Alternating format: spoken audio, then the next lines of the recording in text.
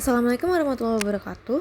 Kami dari kelompok E akan mempresentasikan hasil CBL kami yang berjudul Evolution of Flood Resistant Traits in Borneo Dipterocarp Trees dengan anggota kami sebagai berikut. Kemudian kita masuk ke pendahuluan di mana Dipterosarpaceae ini merupakan pohon tropis dominan di hutan hujan Borneo dengan batang tinggi, kayu yang berkualitas, daun tebal, dan serta biji bersayap yang memudahkan penyebaran, serta memiliki akar yang kuat dan hubungan simbiotik dengan fungi Ectomycorrhiza yang memungkinkan penyerapan nutrisi di tanah miskin unsur hara. Nah, meski adaptasi ini memberikan keunggulan kompetitif, pohon-pohon ini menghadapi tantangan dari genangan air yang menyebabkan hipoksia, keterbatasan viabilitas biji, serta fluktuasi curah hujan ekstrim dan fragmentasi habitat akibat perubahan iklim dan aktivitas manusia. Kondisi tersebut menimbulkan pertanyaan mengenai sejauh mana morfologi, adaptasi akar, dan strategi fisiologis benar-benar memberikan keunggulan evolusioner terhadap stres banjir dan kelangsungan populasi Dipterosarpaceae. Karakteristik Dipterocarpaceae dan lingkungan banjir di Borneo. Nah, ciri umum dari Dipterocarpaceae yaitu pohon kanopi besar, batang tinggi, lurus, dan berkayu. Daun tebal berkutikula lilin untuk mengurangi kehilangan air. Banyak spesies menghasilkan buah bersayap untuk membantu penyebaran angin seperti pada spesies Dipterocarpus gracillus dan Dipterocarpus cornutus. Nah, selanjutnya yaitu memiliki akar yang kuat yang bersimbiosis dengan fungi Ectomycorrhiza pada tanah miskin hara seperti pada tanah gambut. Nah, yaitu selanjutnya ada kombinasi morfologi dan fisiologi ini membuat Dipterocarpaceae dominan di hutan tropis Asia Tenggara. Nah, lingkungan banjir di Borneo ditandai dengan genangan musiman sampai tahunan, tanah asam, dan kondisi hipoksia. Nah, akar sulit bernapas, biji rentan membusuk, semai memiliki survival yang rendah. Terus perubahan iklim seperti pada fenomena El Nino dan La Nina memicu siklus banjir dan kemarau yang ekstrim dan meningkatkan kematian pohon. Nah, tekanan ini menjadi seleksi alam bagi spesies dengan toleran banjir yang tinggi. Selanjutnya yaitu teori adaptasi terhadap stres lingkungan. Dibagi menjadi beberapa bagian. Yang pertama yaitu ada seleksi alam. Nah, Sorea balanggeran fatica rasak tahan terhadap hipoksia, sedangkan pada Sorea parvifolia tidak toleran. Selanjutnya yaitu ada plastisitas fisiologis. Nah, pada Sorea Rosula dan Sorea smithiana menyesuaikan zona serapan air.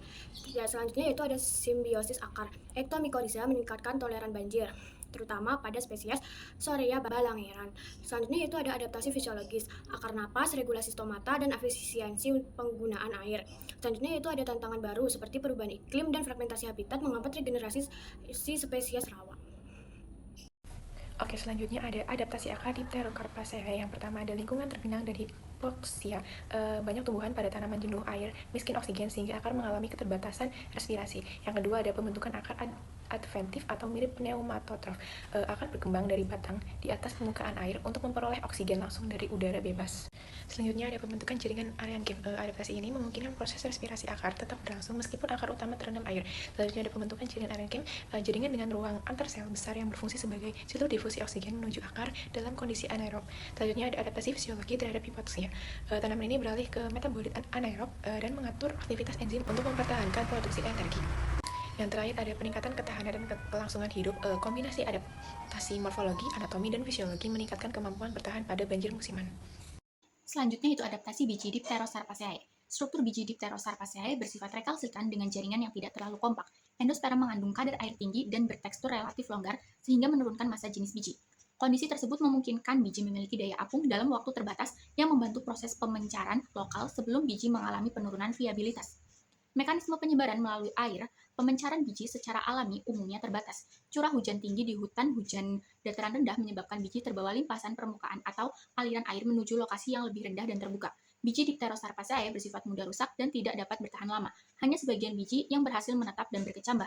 Mekanisme ini menyebabkan persebaran jenis Dipterosarpaceae di alam cenderung tidak merata dan membentuk pola mengelompok. Keuntungan adaptasi biji terhadap banjir dan aliran permukaan membantu biji menjauh dari pohon induk, sehingga mengurangi kompetisi. Area yang tergenang banjir biasanya kaya sedimen dan bahan organik, menciptakan kondisi tanah yang lebih subur untuk perkecambahan. Adaptasi ini meningkatkan peluang sebagian biji mencapai habitat yang lebih sesuai dan mendukung keberhasilan regenerasi. Kemudian berikut merupakan adaptasi fisiologis dari famili Dipterosarpaceae, yang dimana pohon ini beralih ke metabolisme anaerob saat akar tergenang untuk mempertahankan suplai energi. Nah, ketika akarnya terendam air dan oksigennya terbatas, pohon ini akan beralih dari respirasi aerob ke metabolisme anaerob seperti fermentasi agar energinya tetap tersedia. Kemudian yang kedua adalah modulasi enzim dan ekspresi gen untuk toleransi hipoksia dan perlindungan stres oksidatif, yang dimana pohon ini menyesuaikan aktivitas enzim dan mengekspresikan gen tertentu untuk melindungi jaringan dari kerusakan akibat kekurangan oksigen dan stres oksidatif. Kemudian yang ketiga adalah plastisitas penggunaan air, yang dimana menyesuaikan zona penyerapan dari tanah dalam ke dangkal sesuai kondisi. Kemudian yang keempat adalah interaksi dengan morfologi akar dan simbiosis fungi ectomycorrhiza yang meningkatkan kelangsungan hidup. Nah, selain adaptasi fisiologis, akar pohon ini bekerja sama dengan fungi ectomycorrhiza yang dimana meningkatkan penyerapan nutrisi dari tanah miskin unsur hara dan membantu pohon bertahan hidup di lingkungan yang rawa atau lingkungan yang banyak air. Selanjutnya yaitu mengenai adaptasi dan tantangan Dipterocarpaceae di Kalimantan. Yang pertama, mengenai dampak adaptasi Dipterocarpaceae di Kalimantan menunjukkan berbagai adaptasi penting terhadap dinamika hidrologi. Pada fase awal, regenerasi sangat terbantu oleh simbiosis dengan fungi ectomycorrhiza yang memungkinkan semai bertahan di tanah gambut yang asam dan tergenang. Pada fase dewasa, pohon-pohon Dipterocarpa memiliki plastisitas dalam pengambilan air, sehingga dapat menyesuaikan sumber air sesuai kondisi musim dan ketersediaannya. Adaptasi-adaptasi ini tidak hanya meningkatkan peluang regenerasi, tetapi juga menjaga keberlanjutan populasi melalui interaksi biotik yang mendukung stabilitas ekosistem. Yang kedua yaitu mengenai tantangan dan ancaman. Spesies ini kini menghadapi tekanan besar khususnya dengan adanya perubahan iklim, terutama intensitas El Nino yang meningkat menyebabkan stres hidrolik dan tingginya mortalitas pohon. Fragmentasi habitat akibat deforestasi juga memutus koridor ekologis yang menghambat aliran gen dan bahkan mengganggu penyebaran biji. Kombinasi ancaman ini membuat regenerasi alami semakin sulit dan menempatkan Dipterocarpaceae pada kondisi yang sangat rentan. Dari pembahasan dapat disimpulkan bahwa yang pertama, karakteristik morfologi Dipterocarpaceae seperti batang tinggi dan lurus, daun berkutikula tebal, serta sistem perakaran kuat yang bersimbiosis dengan fungi ectomycorrhiza berinteraksi dengan kondisi banjir musiman, tanah asam, dan hipoksia di dataran rendah Borneo. Kombinasi tersebut menimbulkan tekanan seleksi alam yang kuat, sehingga spesies toleran banjir mampu bertahan dan mendominasi, sedangkan spesies sensitif tersisih dari habitat tergenang. Yang kedua, Dipterocarpaceae menunjukkan adaptasi pada berbagai tahap kehidupan, mulai dari biji dengan daya apung, sementara untuk pemencaran lokal, akar adventif dan aren kimia yang meningkatkan aerasi hingga adaptasi fisiologis berupa toleransi hipoksia dan plastisitas penggunaan air. Integrasi adaptasi ini memberikan keunggulan evolusioner dalam menghadapi banjir dan kondisi oksigen rendah. Yang ketiga, toleransi banjir berperan penting dalam regenerasi dan keberlangsungan populasi Dipterocarpaceae di rawa dan dataran rendah Borneo. Namun, perubahan iklim serta deforestasi dan fragmentasi habitat berpotensi menghambat seleksi dan adaptasi alami melalui peningkatan stres lingkungan, sehingga diperlukan strategi konservasi. Berikut adalah daftar pustaka yang kami gunakan. Sekian dari kelompok kami, kurang lebihnya mohon maaf. Wassalamualaikum warahmatullahi wabarakatuh.